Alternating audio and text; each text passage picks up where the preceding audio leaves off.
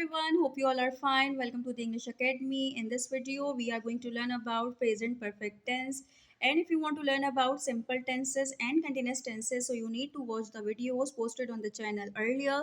And if you have not subscribed the channel yet, so you need to subscribe it as soon as possible.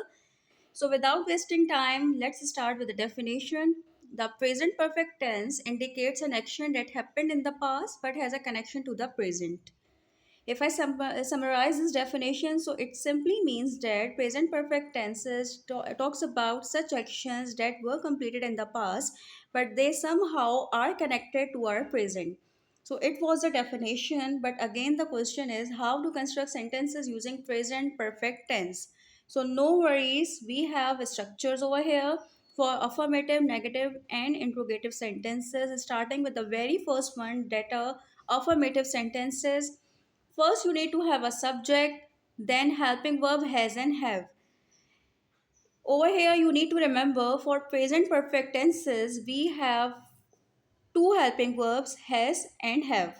Then we need to use third form of verb and object, and in the last, you need to put a full stop.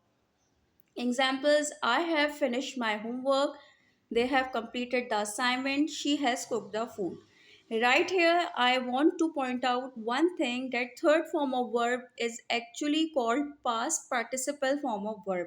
Third form of verb, you can say, is a common name for this form of verb, but it is actually called past participle form of verb. And in all the perfect tenses, either it is present, past, and future, we always use past participle, means third form of verb, right? Now the structure for negative is subject, then helping verbs will remain the same. What you need to add is not, then third form of verb, object, and full stop. I have not finished my homework, they have not completed the assignment, she has not cooked the food. Students, you need to see one thing over here, that we are putting the helping verb soon after the subject as it is given in the structure. So please take note of this. Write subject first, then helping verb, then not, then main verb, and in the last, your object will come, right?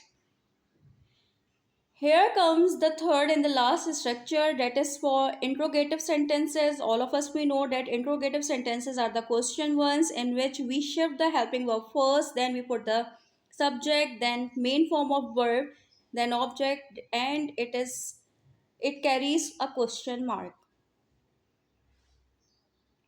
Examples: have I finished my homework? Have they completed the assignment? Has she cooked the food? Right? I hope that all three forms of sentences, affirmative, negative, and interrogatives, are clear to you.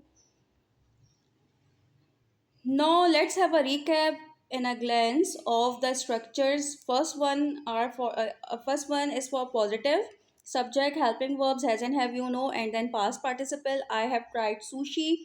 Then in negative sentences you have subject, then have not or has not, then past participle, and then object, I have not tried sushi.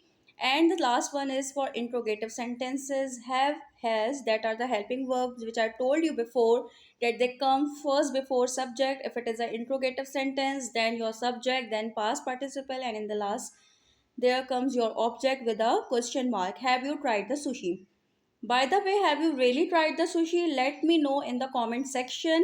I hope that today's lecture is clear to everyone. If you are having any confusion regarding this, you can ask me in comment section. And one more thing which I want to mention over here, that so many students have problem to put has and have. They are actually confused where to put has and where to put have. So right here, listen to me carefully. With first person singular, that's mean I, we use have. I have done my work. I have completed the assignment. I have bought the groceries, right? With first person plural, we always use have. We have gone to the market. We have ironed the clothes. We have washed the dishes, right? With second person singular and plural, we use have. You have done this wrong, you have made this mistake, right? With third person singular, which is she, he, and it, we always use has. She has checked the copies. He has played the cricket, right? And with third person plural, they, we always use have. They have done their work. They have mopped the floor. They have painted the wall, right? Now with singular nouns like Ali, we use has. Ali has completed his work. Sarah has played with her dolls. And with plural nouns, that's mean if Sarah and Ali comes together, so we will use have. Ali and Sarah have done their work. Ali and Sarah have attended the meeting. So again, I hope that present perfect tense is clear to everyone along with the examples and structures. You are free to ask me any of your query in comment section. Till next video, take care. Bye bye.